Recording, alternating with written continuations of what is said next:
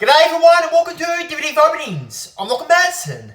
Now on DVD Opening R420, so joining the chorus, this week of the North Melbourne Football Club 2010 DVD, and here we go.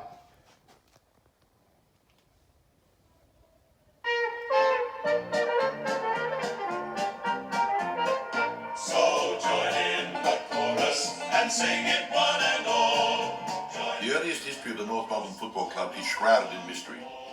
We do know that back in 1869 and in the years that followed, the local lads played over in Royal Park on a stretch of land near the Melbourne Zoo. James Henry Gardner was then a 21-year-old and over half a century's credited with turning a fairly informal group of local lads into a streamlined side that would become a VFA powerhouse. From 1877 until 1887, the club played as Hotham until the municipality of North Melbourne was formed and made the Arden Street ground its home in 1882. This was the side that won the 1903 VFA Premiership. They had defeated Footscray in the grand final, then faced a challenge from minor premiers Richmond, then beat them with ease. And they'd win again the next year. North was not invited to join the 8 clubs who formed the VFL at the end of 1896. In 1907, the club made a concerted bid which failed to garner support and were promptly expelled from the VFA. When they returned as a powerhouse, winning the premierships in 1910, 14, 15 and 18. Along the way, they would string together undefeated seasons in 1915 and 1918, and at one stage win 49 games in a row. Stars like Sid Barker and Charlie Hardy and George Raw were the cornerstone of North's successes. Again, they tried to break into the VFL in 1921 in a failed amalgamation with Essendon. But in 1925, the club finally succeeded and accepted an invitation to join Hawthorn and Footscray in the country's elite football competition, the all-powerful Victorian Football League.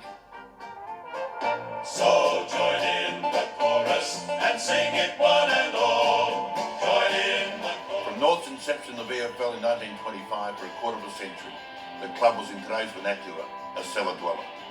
There were 8 wooden spoons in 15 years, and then in 1945 under Bob McCaskill, a trip into the finals and a loss to eventual premiers Carlton. In 1949 the club finished on top of the ladder and was dispatched in straight sets. A semi-final loss to Carlton and a preliminary final loss to Essendon. In 1950 under Wally Carter the club finished second and chipped out a bit of history by defeating Geelong in the preliminary final. The Roos' first ever finals triumph. The following week, in front of 87,000 at the MCG, Les Foot led his side in the battle with Essendon. We had a very strong backline.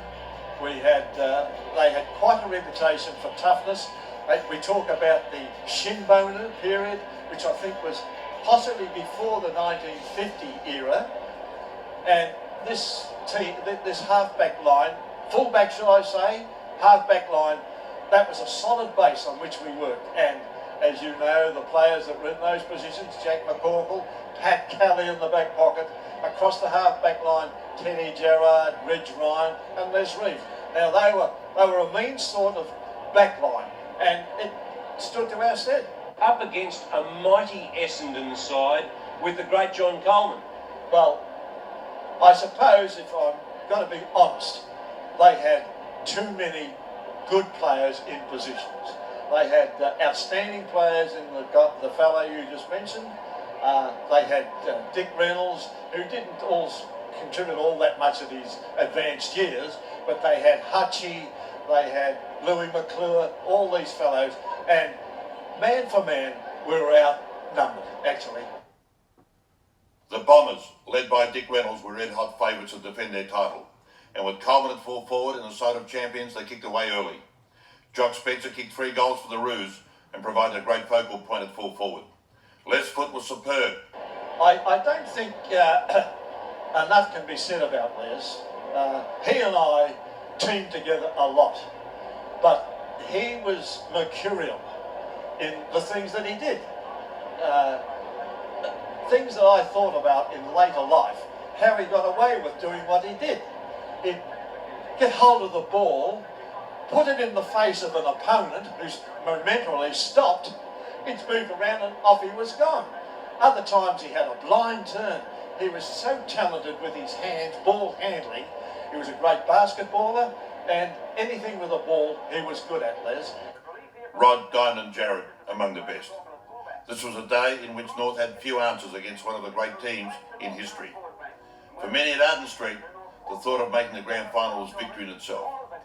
It would be 24 years before they would return to challenge again. I thought that the fact that North Melbourne, having reached their first grand final, might have received a little bit more prominence than what it has over the time.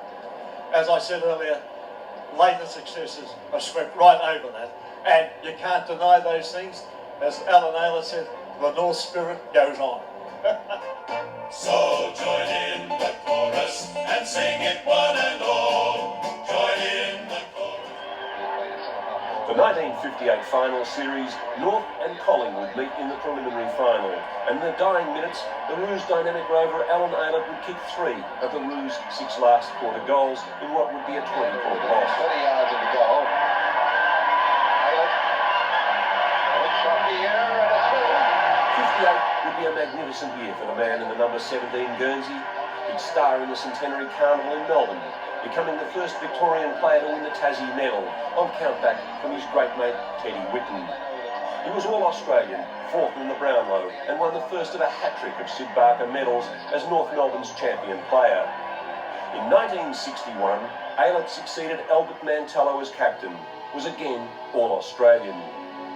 Aylett would become the first Kangaroo to play 200 games, played 15 times for Victoria, and when he retired at the end of 1964, he played a club record 220 games, a record that would see him installed as an inaugural member of the AFL's Hall of Fame.